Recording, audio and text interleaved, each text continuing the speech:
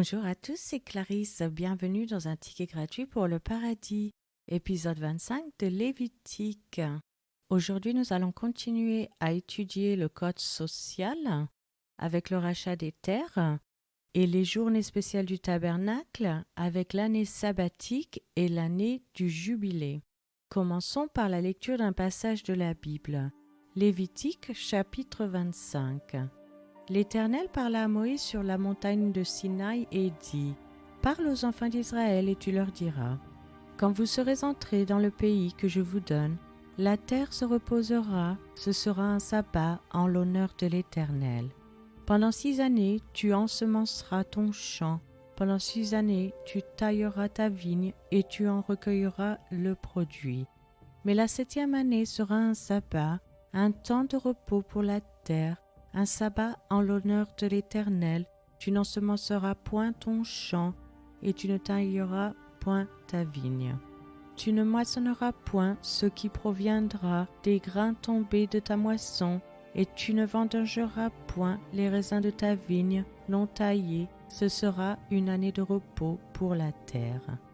Ce que produira la terre pendant son sabbat vous servira de nourriture à toi, à ton serviteur, et à ta servante, à ton mercenaire, et à l'étranger qui demeure avec toi, à ton bétail et aux animaux qui sont dans ton pays. Tout son produit servira de nourriture. Tu compteras 7 sabbats d'année, 7 fois 7 années, et les jours de ces 7 sabbats d'année feront 49 ans. Le 10e jour du 7e mois, tu feras retentir les sons éclatants de la trompette. Le jour des expiations, vous sonnerez de la trompette dans tout votre pays. Et vous sanctifierez la 5e année, vous publierez la liberté dans le pays pour tous ses habitants. Ce sera pour vous le jubilé. Chacun de vous retournera dans sa propriété et chacun de vous retournera dans sa famille. La 50e année sera pour vous le jubilé. Vous ne sèmerez point, vous ne moissonnerez point ce que les champs produiront d'eux-mêmes, et vous ne vendangerez point la vigne non taillée. Car c'est le jubilé, vous le regarderez comme une chose sainte. Vous mangerez le produit de vos champs. Dans cette année de jubilé, chacun de vous retournera dans sa propriété. Si vous vendez à votre prochain, ou si vous achetez de votre prochain, qu'aucun de vous ne trompe son frère. Tu achèteras de ton prochain en comptant les années depuis le jubilé, et il te vendra en comptant les années de rapport. Plus il y aura d'années, plus tu élèveras le prix, et moins il y aura d'années, plus tu le réduiras, car c'est le nombre des récoltes qui te vend.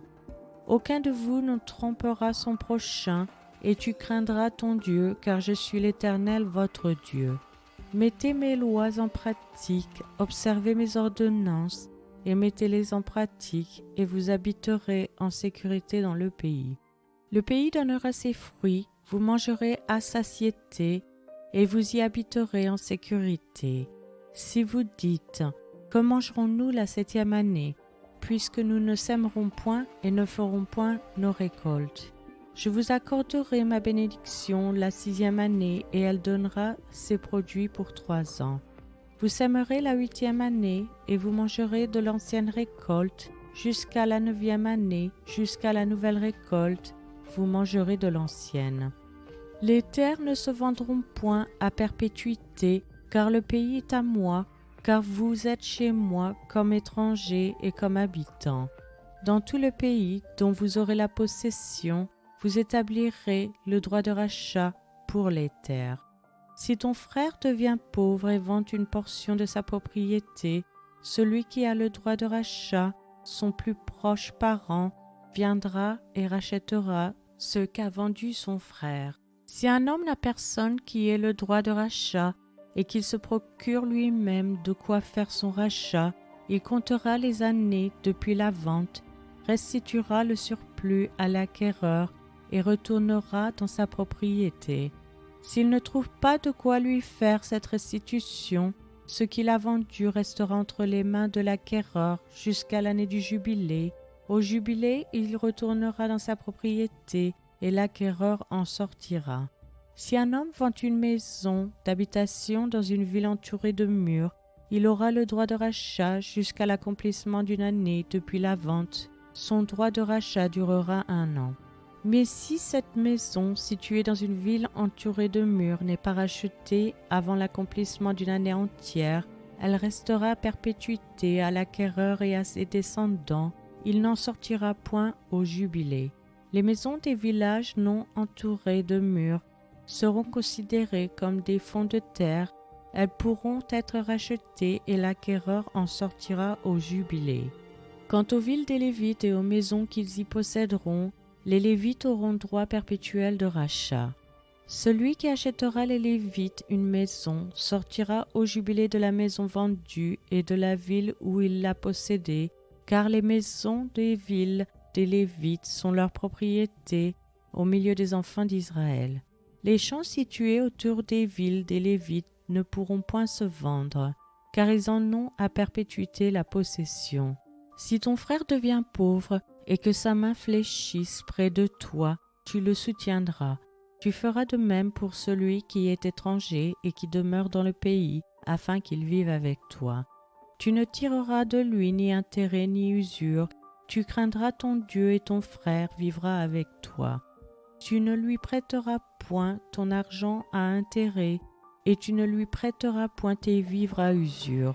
Je suis l'Éternel ton Dieu qui vous ai fait sortir du pays d'Égypte pour vous donner le pays de Canaan pour être votre Dieu.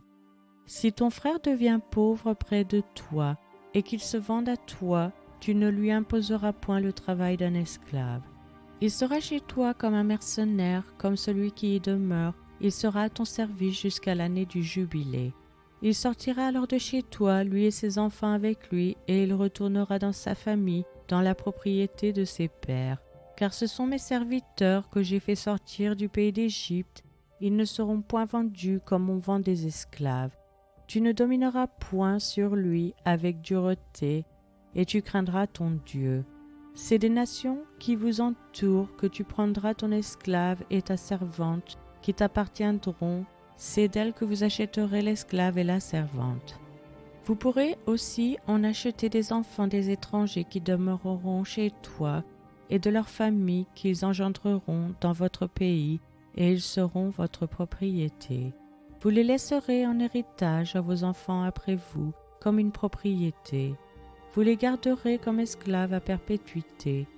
Mais à l'égard de vos frères, les enfants d'Israël, aucun de vous ne dominera avec dureté sur son frère. Si un étranger, si celui qui demeure chez toi devient riche, et que ton frère devienne pauvre près de lui et se vende à l'étranger qui demeure chez toi, ou à quelqu'un de la famille de l'étranger, il y aura pour lui le droit de rachat. Après qu'il se sera vendu, un de ses frères pourra le racheter.